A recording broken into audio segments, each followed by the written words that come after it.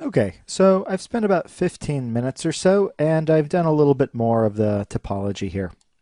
So you can see it's not super detailed. Again, I'm not, and I do repeat this several times. It's because it's important. I'm not modeling this for any animation purposes. I'm just trying to roughly match his kind of facial shape, his kind of surface. That way we can build the digital prosthetics on top and things like that.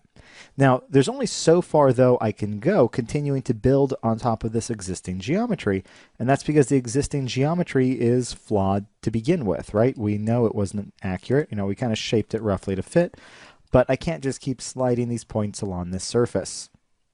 So I've kind of built this out, gotten this rough shape. Again, I've only worked on half because what I'm going to do is mirror the half later. And people in the real world are not symmetrical, so there will be a lot of kind of pushing and pulling to get it to match to the actual face, but still save us a little bit of time. But I'm going to go ahead now and shut off this one here. I'll turn off that live surface, and we'll just hide this. So now we'll be able to kind of work with this just like a regular piece of geometry, not wrapped to any surface. So what I might go ahead and do is actually already duplicate this over to the other side just to kind of get a general idea of how all this is going to fit together. I'm going to go ahead and hit Control D, and I'm going to mirror this on the negative Z. I'm sorry, the negative X. I don't know what I was thinking. There we go. And you can see it doesn't necessarily fit perfectly, but we'll get it. Let's go ahead and go back to our camera. Let's just have a quick look at how this fits. And yeah, I can see that this half doesn't fit nearly as well as that one, and that's okay. So let's go ahead and get these two halves combined. Go ahead and jump back into my perspective, and we'll go ahead and just merge these together. So mesh, combine. Okay, and I'll kill the history on it too. Okay, and if I'd like, I can actually just kind of go and select these two edges and kind of shrink them or scale them down to kind of fit together. So I just kind of grab those edges going down each direction, deselect those. I'll kind of scale all that flat right there. All right, hold Control, right click, and we'll convert that to vertices.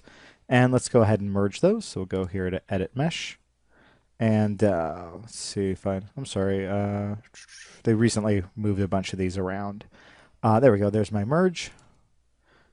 Okay, and hit apply. So those should all be merged now. I can kind of shift them to center a little bit too.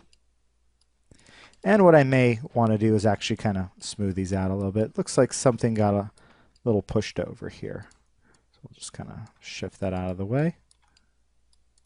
But I'll go ahead and just quickly grab my smooth brush, and I'll just kind of gently, I don't want to smooth it too much, but just in those areas where it was kind of stuck on itself a little bit. Okay, so at least it's not overlapping. All right, so I now have this face. So what do we do from here? It obviously doesn't fit him perfectly. So we need to come in, and just the way we were doing before, we're going to fit it to him just a little bit better. And we're going to do that just kind of by manually pushing and pulling points in the views here. So I'll start maybe over here. We could see that it's pushing away a little bit. This is, again, the best, in my opinion, is to do this in the camera because we can kind of keep matching to his face at different views. But let me go ahead and do the overscan again. It'll just be a little bit easier to be closer up to him.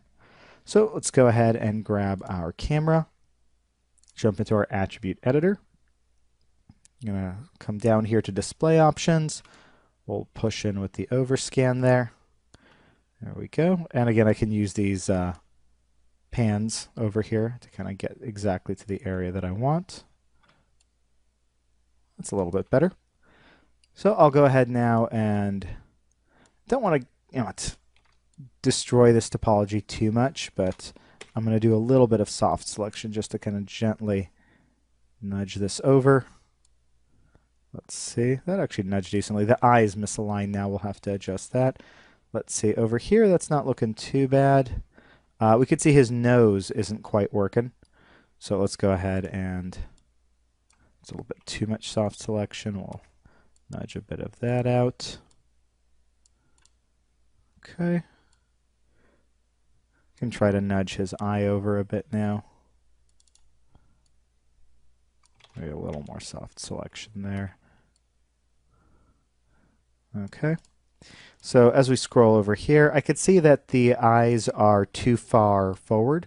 So I'm going to grab that and probably do this one at the same time. I'm just going to kind of shift those backward a little bit, maybe even up a tiny bit. Okay, this one's still a little far over. Go ahead and shift that. And I do have to shift this one a little bit separately because, again, the human face is actually not symmetrical. If you really kind of pay attention, it's kind of scary how unsymmetrical people really are. And we'll just shift that over a little bit. And you could see that slowly but surely we're going to begin fitting closer and closer to our actor. So the chin does need to come out a little bit there. I pushed it back the wrong way. The mouth needs to come in a little bit. Let's go ahead and push that in a bit there. Let's see, from this angle it's not looking too bad. All that needs to be corrected up there, but looks like we're roughly getting the shape there. Kind of pull this out a little bit. Let's see. The nose is definitely off. The depth of the nose as well as the overall shape, but I'll at least try to shift that over a little bit. Yep, that's coming out too far there. We'll just shift that back a little bit. And also keep in mind, we're working fairly low res right now. We don't really have enough geometry to do everything we want to do. So it's just about kind of getting it to just kind of to roughly fit here. Okay, and you can see this part's shifted a bit. So we can do this for a while, and it's going to be just that. It's going to take a while to get this fitted. But there is a little trick that can actually help us kind of along the way. It's not necessary at all. I find it's kind of a cool trick, though, and actually a bit of fun as well. So what I'm going to do is end this clip here. And in the next clip, I'll show you how we can do this texture projection trick that'll actually help us even further try to match this to our actor in the footage specifically. So I'll see you guys in the next clip.